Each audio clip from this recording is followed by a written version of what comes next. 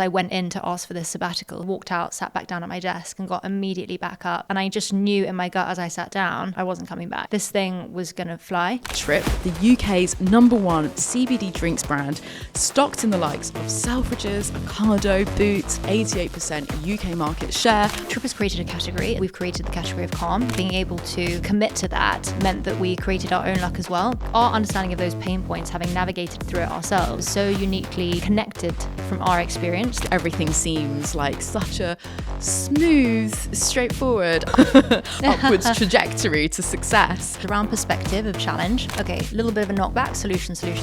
Okay, door closed. Why don't we just nudge one foot in or open a window, crack it open? Nothing's ever a closed door or a closed situation. There's always opportunity. The only way to get a business off the ground from the beginning is to start pushing and colouring outside of those lines.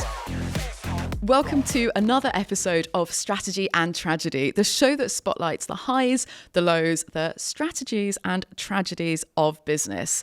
Hosted by yours truly, Stephanie Melodia. Coming from a creative and marketing background myself, I ran my own business for about 6 years, and I've been fully immersed in the startup world for the past decade or so. I created this show to spotlight some of the most inspirational, resilient entrepreneurs and to provide a platform for their raw and honest stories to help you in your own founder journey. If you're curious to hear more, then I recommend you queue up episode 0 to listen to straight after this, which gives a bit of context around the show. Episodes drop every Wednesday, 7 a.m. UK time, so hit that subscribe button to get your regular dose of startup education and inspiration. All right, let's dive into today's show. Liv Ferdi is my next phenomenal guest. She is the co-founder of Trip, the UK's #1 best-selling CBD drinks brand, stocked in the likes of Selfridges, Ocado, Boots, Planet Organic, even Harrods, also in chains like the Ivy, Brewdog, Leon, Benugo, and is the exclusive supplier to Soho House. The stats speak for themselves, with Trip holding 88% UK market share, stocked in 25,000 stores around the UK, raised £10 million in funding and hiring a team of 50 staff. Phew! Liv! Hi. Welcome to the show. Thank you. Thanks for having me. You are the closest thing to an overnight success. What a phenomenal story. It all started with one accident. Tell us about that. I think it's also something I'd love to come back to. You know, overnight success as a concept is something that I'd love to get into, especially if any founders are listening and see that a lot, because what we're going to go in today, all the blood, sweat and tears and things behind that kind of narrative. But you're right, things started for us completely unexpectedly. And I think with entrepreneurship, there's often you're someone who's been bubbling away with ideas. We were not, my husband and I, who co-founded the business, we were not those kind of people at all. The accident you referred to, it was just before our wedding, back in 2018 now. Daniel, my husband, he had an accident playing hungover football and tore his ACL, had to have knee surgery 7 weeks before he was supposed to walk me down the aisle and was told it wouldn't be possible. And he was off work going through tuxedo fittings with metal poles coming out of her legs. And I was just sort of tearing my hair out thinking, are we going to have to cancel? Long story short, he was recommended trying CBD to help with his recovery. We had never heard of it. 2018, no one was talking about it. It wasn't a trend, couldn't find it on the high street, and it transformed his recovery. 7 weeks after that surgery, not only walking me down the aisle, but dancing all weekend long. He's Irish Lebanese, and we got married in Italy, so you can imagine it was a pretty lively occasion, and we were blown away. Got back, dove into researching it, and having all our friends and family watching us go through something so transformational, we learnt more and more about CBD and other functional botanicals and the way that you can have these sort of natural plant-based extracts that can lead to transformational things. What an incredible discovery from at the time a really horrible episode, this accident, you're just stressed out, you want to get married and you're like, oh my god, and at the time you're probably thinking like, what an idiot, playing football hungover. But obviously this is the outcome of that one particular episode, which is amazing. Definitely. And I think there's the accident and then sort of the journey that followed is probably a separate story in the sense that, having had that experience, we then started to learn more and more and got so excited about this experience and what we learned that actually botanicals like CBD and other plant extracts, while they can have these incredible recovery experiences, if you use them just day to day for well-being, there's this whole other field of benefit.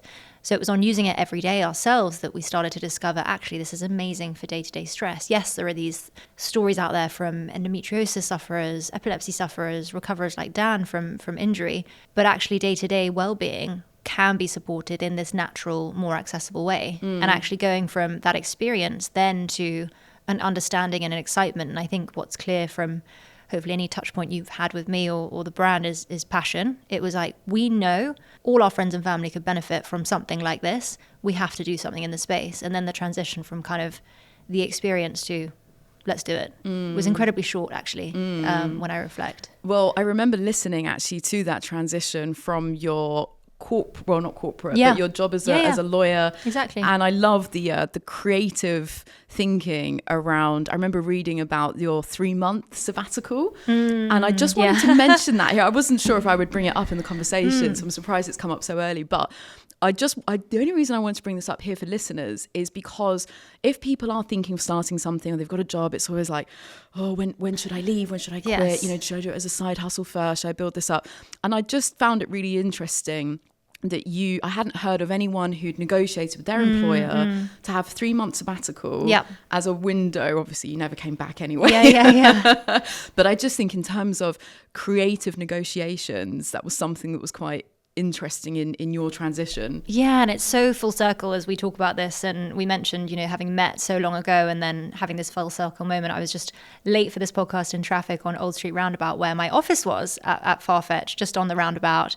And it's so funny to think back, and such an interesting question, because at the time, as you mentioned, I think for a lot of people who are thinking about starting an entrepreneurial journey, and honestly, if I was thinking about it now, I'd be thinking about it in a slightly different way in terms of what are your financial commitments, what are your family situations, you know, what is realistic.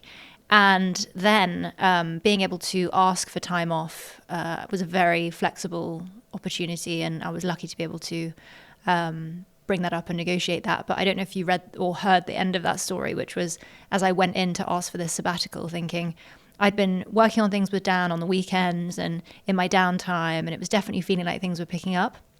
This was probably just as we launched into retail, being Selfridges and Planet Organic, as you said. So working on the side effectively while doing my full-time job.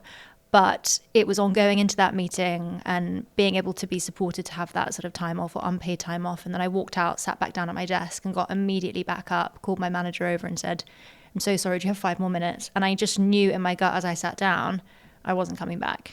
This thing was going to fly.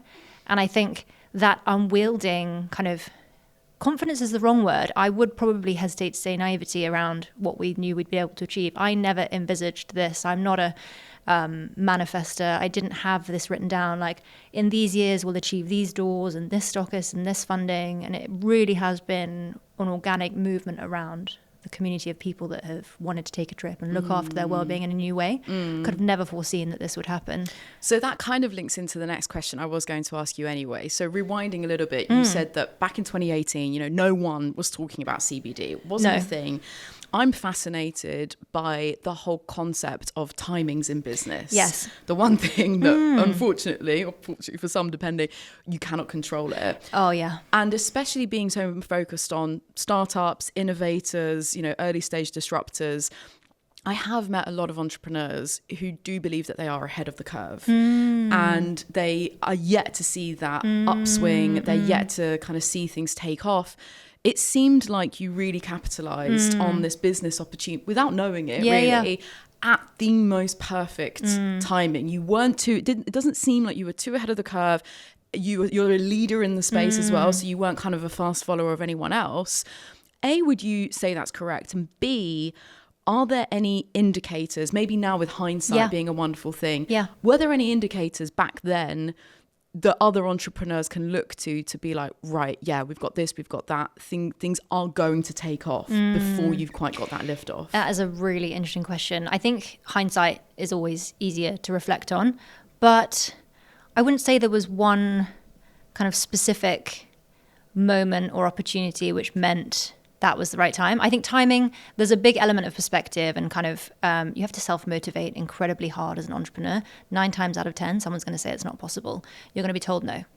And you have to self-motivate to create that belief and create that traction. I think product market fit is maybe a separate topic, which we'll come on to. But for us, actually, it's the fact that I think being co-founders, to be honest, husband and wife, being so passionate and connected by that recovery experience, there was no question to us that this was going to work in the sense that it helped us, it's helped our friends, it's going to help the whole world. And I think that belief meant that timing kind of slotted in around us somewhat. I think that things are different now. You know, obviously it depends on your personal situation in terms of what is feasible. But separate to product market fit, I think being able to commit to that meant that we created our own luck as well. Trip has created a category. It's not just CBD. We talk about functional products and functional ingredients, things that are better for you. In each of our products, not just CBD, but we've got ginseng, L-theanine, lemon balm, chamomile, a complete powerhouse of functional ingredients. We believe we've created the category of calm. So while the 88% market share stat on CBD drinks is gorgeous, we talk more broadly about drinks. We want to be taking from that Diet Coke 2 p.m. moment. We're going after coconut water, kombucha, these entire categories. And I think being a creator of the category of calm, what's interesting and what you might not have known is actually in 2019, there were sort of 20 CBD drinks brands that launched at the same time, many of whom before us. We weren't the first. I didn't know that. We actually all launched within probably 6 months of each other. Oh, how funny. Right now, there's probably thousands of CBD drinks on the market.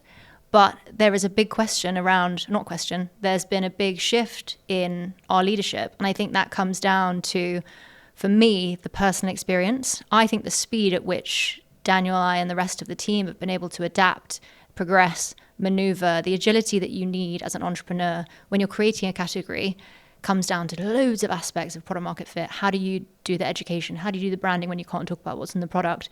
We weren't the first, but I think the fact that we so clearly understood the challenges that a customer might navigate when thinking, I'm thirsty, I'm looking for something slightly healthier, I still want it to taste amazing, I still want the brand to look cool, great if it's got this extra functionality. Like, our understanding of those pain points, having navigated through it ourselves, having experienced the benefits of CBD with Dan's accident, and then learning to use it every day, but struggling to find accessible, high quality products available to us in a convenient format, not from some funky website that, cost a bomb and had question marks about transparency or ingredients or processes.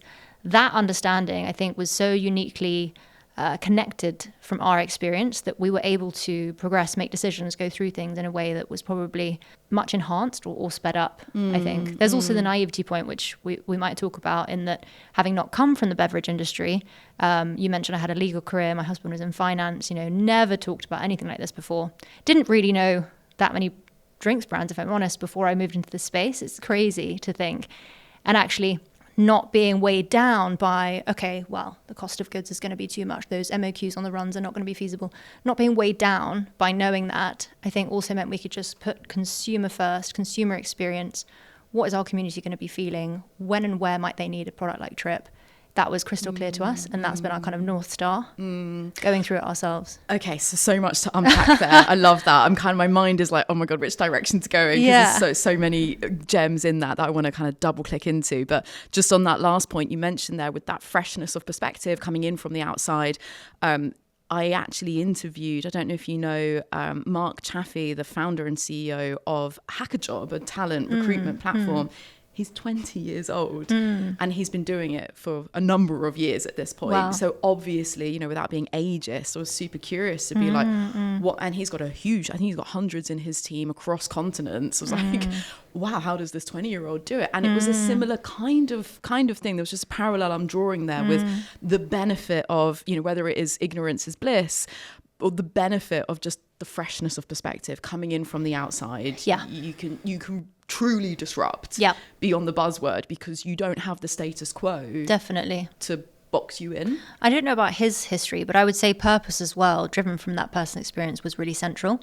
I think for some people, if you were another brand or a company that thought, oh, CBD is trending, let's put it in one SKU and we'll put that product out, that's not as powerful or genuine or authentic as what we had.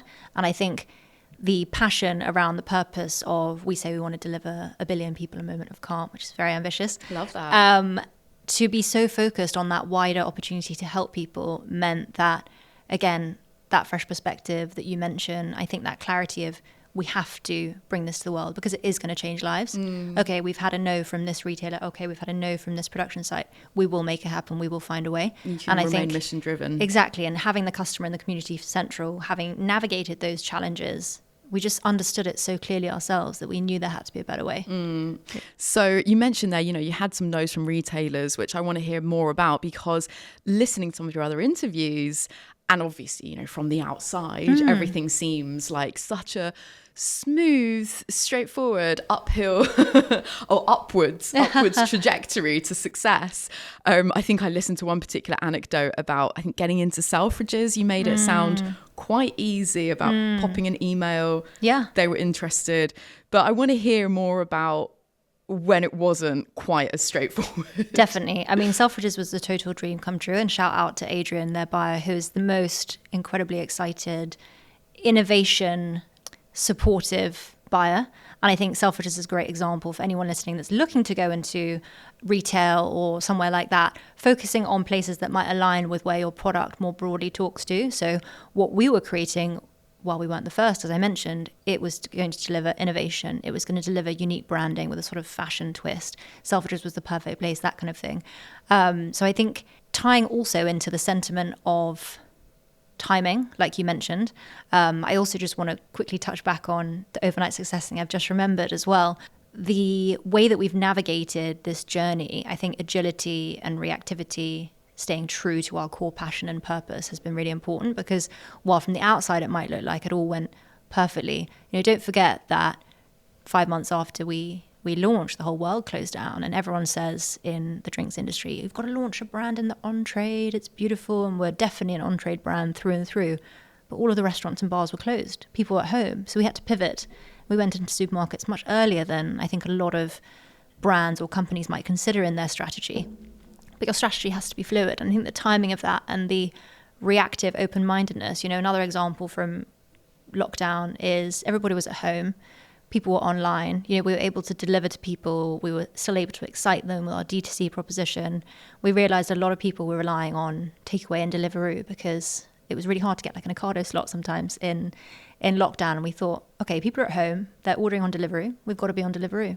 We convinced Deliveroo, literally an email again, convinced Deliveroo that we should open a CBD store, Trip CBD store. People are stressed. They want to order it and get it in 10 minutes. They're on back-to-back Zooms all day. And we actually launched the first test of that. We convinced them to let us launch the 6-pack I brought you today. We had all these pre-packed 6-packs in oil. So we had the first ever CBD store on Deliveroo at a time when it was only restaurants. And then Deliveroo's innovated again itself, disrupted itself, and had more varied things like Boots on there, Waitrose on there. And we had stacks of 6-pack boxes in our living room. And we trialed a Deliveroo store from our living room for a month. So we would get the ding ding and we would be the ones sending it to the driver. And we proved very quickly, one, there's an enormous appetite for on-demand stress relief natural products. So much so that we were able to then scale it to 20 odd locations across the UK, obviously leaving our living room and going to their dark kitchens and things. But yeah. Crazy journey. Quick one. This is Future Steph coming to you from beyond. If you're enjoying this episode, then you can probably guess what I want you to do. Please do me one tiny favor that costs you nothing and takes a second of your time. Hit that subscribe button. It really helps to support this show, and I'm really grateful for you listening. Let's get back into it. How did you manage to persuade either Deliveroo or some of these others? Did you have to, you said you sent an email? Yeah, I don't know if I'd call it persuasion. I guess it links to your other questions around perspective of challenge. I think always thinking customer first, while we wouldn't necessarily have had tons of data to present to them, being very honest about things that are relatable. I think the fact that we know our customers are at home, behind screens, stressed, struggling to sleep, worries about their family's health, worried about the state of the world. Like, these are all things that we could connect on. And actually COVID, while it was very difficult and, very challenging for so many people, personally and professionally, I think it was a huge moment where we all started to verbalize our stress and anxiety in a much more open way for a lot of people, whether it was with friends, with family, with colleagues, because there was nothing else to do and talk about. So for Deliveroo, it wasn't so much of a persuasion. And while we wouldn't have necessarily a data set as we would have now, we could say quite clearly our customers at home, our D2C website sees an inflection, around 8 p.m. in the evening as people are thinking of winding down. We could track that against the timing inflection points that they would see and start to build a use case together. Getting creative, I guess, but always putting yourself and the customer at the middle of that storytelling, because then it's very clear to see. Yeah. And I know that one of the other hurdles that you've had as a CBD brand has been around performance marketing. Yeah. Which I am going to be honest, I'm so excited to hear about, because I think anyone who knows me knows I'm kind of over this over obsession with performance marketing, and I'll talk about it more afterwards, but I'd love to hear how you overcame that hurdle. What were the other marketing tactics, channels that you used when performance marketing wasn't at your disposal? Twofold. Number one online was our organic community. So the way that we, hopefully you'll agree, in any of our branding or comms, we've never preached a time of day to have this product, a type of lifestyle to have this product. You don't need a full meal before you drink a drink. You know, it's not a medical product, it's a lifestyle product. And the messaging of taking a trip to find your calm amidst the everyday chaos, it's everyday chaos. It's not the high-performing athlete, it's not the high-performing entrepreneur. It is everyone in their everyday. Me, late for this, someone on the school run, something as simple as that. And I think that has been a huge platform to empower people to tell us when they would like to take a trip. So in the absence of performance marketing, we had incredible traction, organic brand love. People have just taken photos of the product since day one. Lots more to talk about on the branding side, but being able to have this almost viral nature of the can. The can is the hero of the whole brand, and everything about the brand mirrors these accents that we decided around the can: the typography, the cleanliness, the ease of understanding, the pastel colors, the hand gestures. And I think the community has been this incredible flywheel. Not only, we'll talk more about taste and brand being the two most important factors in people making beverage choices, but function. The fact that this is efficacious, highest quality ingredients, created in the UK when it would have been cheaper to create elsewhere. People were seeing the benefits, and actually in telling their own stories, it's much more effective than a big conglomerate telling you de-stress, take a drink. They were storytelling to their own peers, to their own network, and telling us when and where they wanted us to show up. And that was the most powerful thing. We exploded on social. So we had this, as I mentioned, organic feedback loop of people telling us when and where they might want to find the product. And that has been a huge part of how we've continued to build the brand and sort of service our community. The second one was sort of partnerships, what I call partnerships. So Selfridges, we talked about earlier. When we were trying to get the word out, obviously when you launch a brand, it's difficult to get traffic to your website, even if you're paying for it. You need to generate awareness. And CBD was not understood, and functional drinking was not understood at all. So in order to help educate our potential customer base, we leveraged what I call partnerships, but it's things like our retail partners, whether it's a Soho House or a Selfridges or a Planet Organic, tell a story for us. Selfridges tells you a story about this is cool, this is innovative, high quality. You know, their food hall's incredible. Planet Organic as well might tell a story of ingredients, craft, locally produced, locally sourced, and, you know, health and well-being. And to be able to leverage bigger brand names than ourselves to do that storytelling was a very, very impactful way of getting the awareness out of the product in the early days. Okay, amazing. So to recap, so you've got the community, you've got the organic traffic to your website. Was that driven mainly through organic social? Exactly. Yeah, okay. Yeah. And then you've got the retailer partners who also just so happen to be these world famous brands themselves. Yes, right? yeah. Okay, and all of this, what sits at the heart of it is the product, and behind the product, well, and the brand, those two, so we'll go into a bit more. And behind that is your belief and obsession and being so mission driven with it is kind of how I'm distilling the story so far. On product obsession, I also heard that you obsess over the size of the bubbles. Yes. What? Yeah. All right, so tell me about that. So everything you feel in a drink is experiential from a trip drink at least, you know, from the visual of the can. I was just thinking in my head, calculating, I was about to say 5 senses. Then I was like, is it 6 senses? But that's a hotel group. It's 5 senses, you know, from the look that delivers you this calming pastel. Wait, were you saying 5 like human senses? Yes. So we actually have like look, 7 taste. or 8. Really? Yeah. So what are the 7 or 8? Slightly off track here, but yeah, apparently there's more that we don't get taught about at school. So tell me the other ones. Like sense of time, sense of movement, like motion. I'm not sure if I can remember the other one. And then the normal 5. And then the other 5. Seeing, feeling, tasting, smelling. So we'll incorporate yours. So on seeing the can, you know, this pastel color calls out to you a feeling of calm. And I think, what was the first one you said before movement? Time. I think when you feel calmer, time slows. For sure. You know, inhale, exhale. You're suddenly resetting and recentering around the feeling of time. It's always when you're rushing around is when the clock seems to be exactly. And I don't know how they're defining the concept of movement, but I think slowing down, essentially. is also what you get delivered by this clean front of can, Yeah. as well as the visual, that playful hand gesture that works in any language, which hopefully translates to don't take things too seriously. A drink is a drink.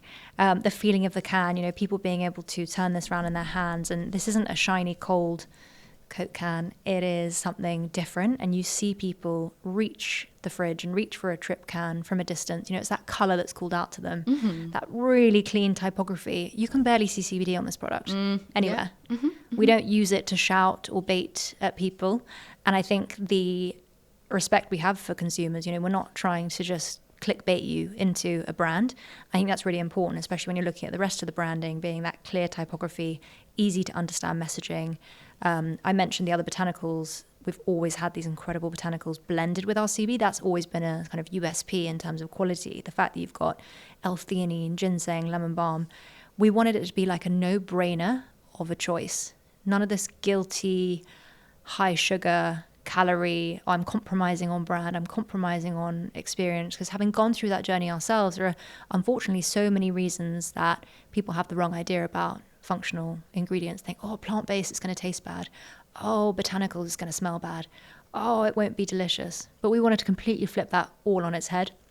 And then getting to the bubbles, the smell, so the aroma. We have these incredible fresh botanicals. I've got mint in mine, you've got basil in yours. Really unusual. And interestingly, if you look at the back, getting into the details, about 15 different ingredients on there. If you asked me today to make you a beverage company, I would choose 4 ingredients. A lot of products have just 4 or 5 ingredients. It's a lot simpler.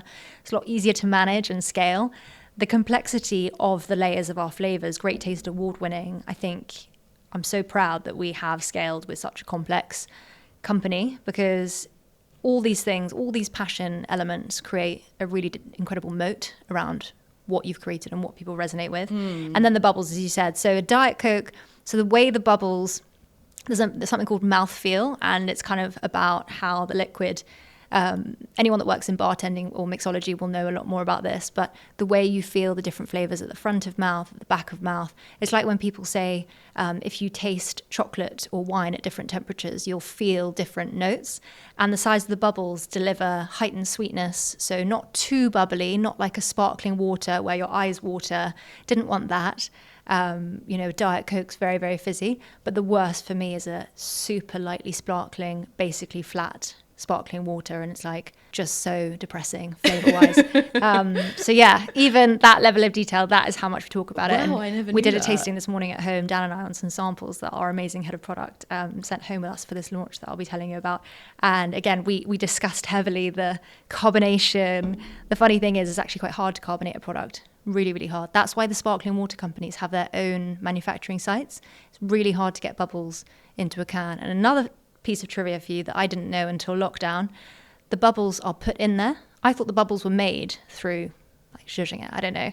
And in lockdown, or kind of the pandemic more broadly, there were shortages of everything. Cardboard, aluminium, ginseng, peach, all the crops were going through different challenges, and there was a CO2 shortage.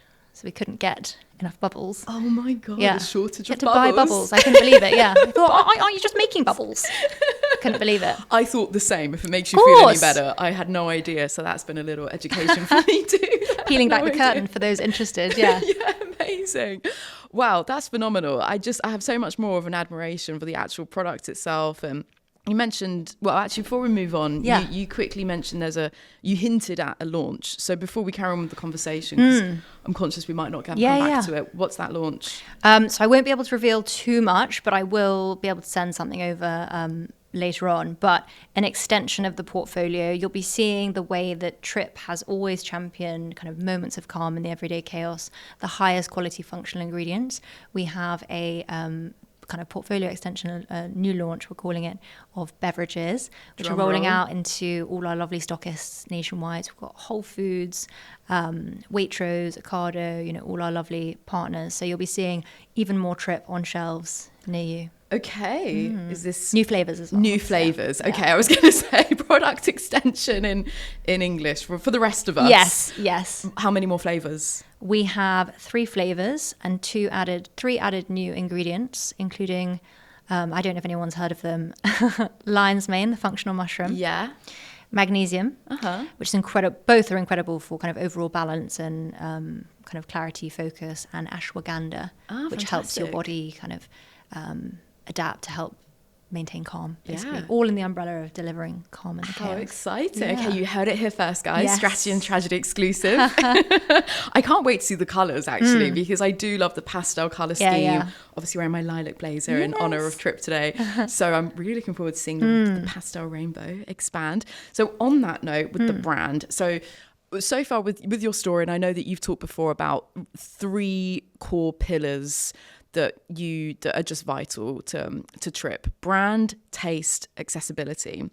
So on the brand thing, you've built a genuinely cool brand. And I know that, again, linking it back to the performance marketing piece, how do you overcome having to pay for traffic and building that community? We talked about how gorgeous the packaging and everything is as well there. Is there anything else we haven't already covered to break down how you've built a cool brand? Gosh, I think it comes back as well to that community piece. We wouldn't be where we are had millions of people not decided to take a picture of it, put it on Instagram, tell their friends it was amazing and help them feel XYZ. I think as much as we talk about cool brand, cool brand can come and go. It can also obviously be incredibly subjective. And I think what I think is cool about the brand, beyond all those obsessive elements I just discussed of the can, is hopefully this openness where we're not preaching a certain type of lifestyle, where talking about mental well-being and everyday mental health in a way that is more accessible, more understandable. A big part of why we wanted to create a product that looked like this as well is, for a lot of people, they might reach for it instead of an alcoholic drink, and so fed up, especially as a woman, being asked, why aren't you drinking? Instead to be like, oh, what are you drinking? Tell me about that. Like, why can't it be a conversation starter? Whether it's in the can or poured from a glass, it looks beautiful, like a cocktail. I think that was really, really important to us. Yeah. Nice. Okay, love that. How much did your run-in with the Queen have to do with your boosted success? I mean, that was crazy. We have a few even more funny stories since, but I don't know if you want me to tell the listeners a part of that story. But I think there are actually many of the things like this. The story that Stephanie's referring to was when it must have been 2020.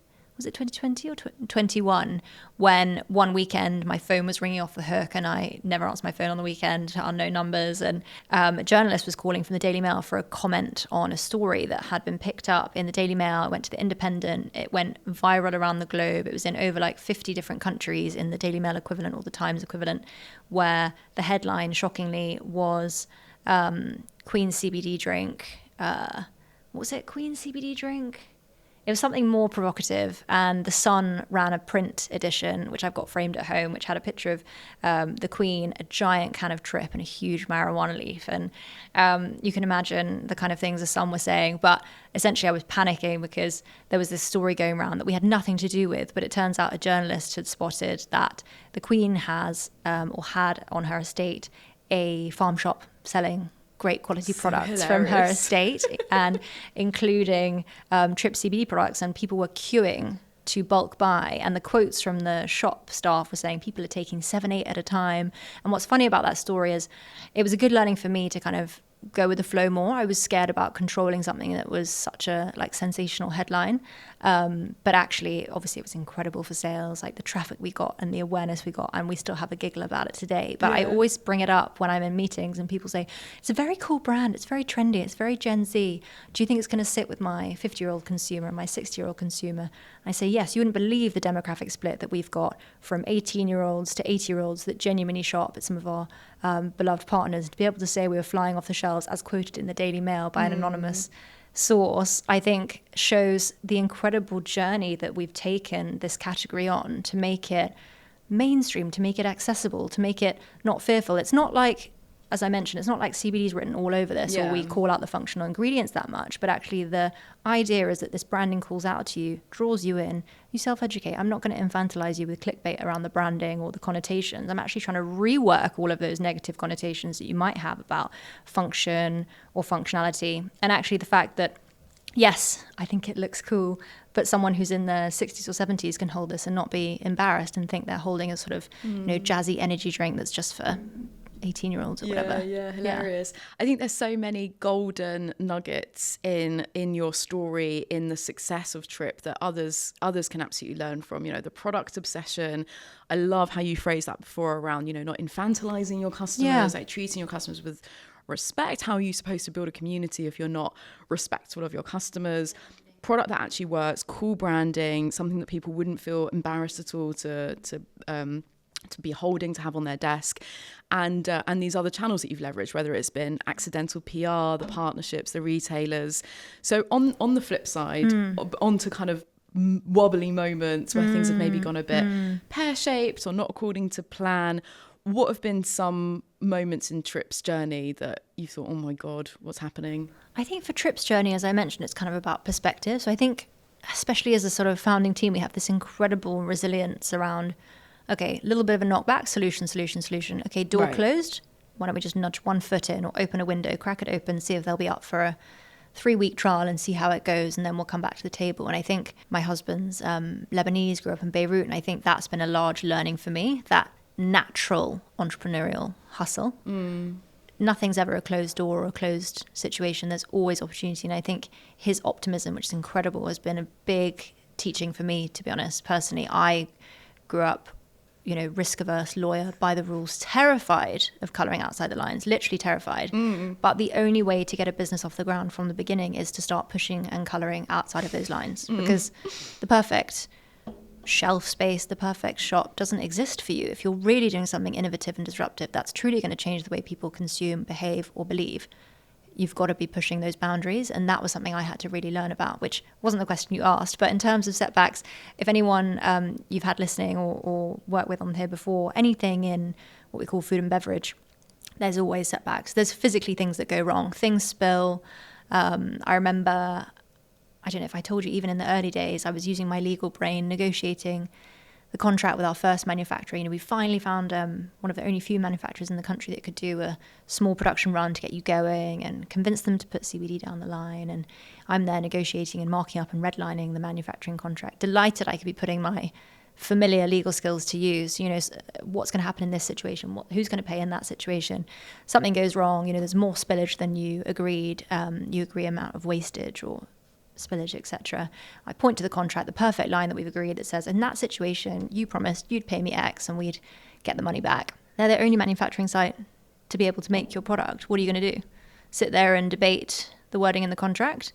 Lose your launch date with whoever it might be?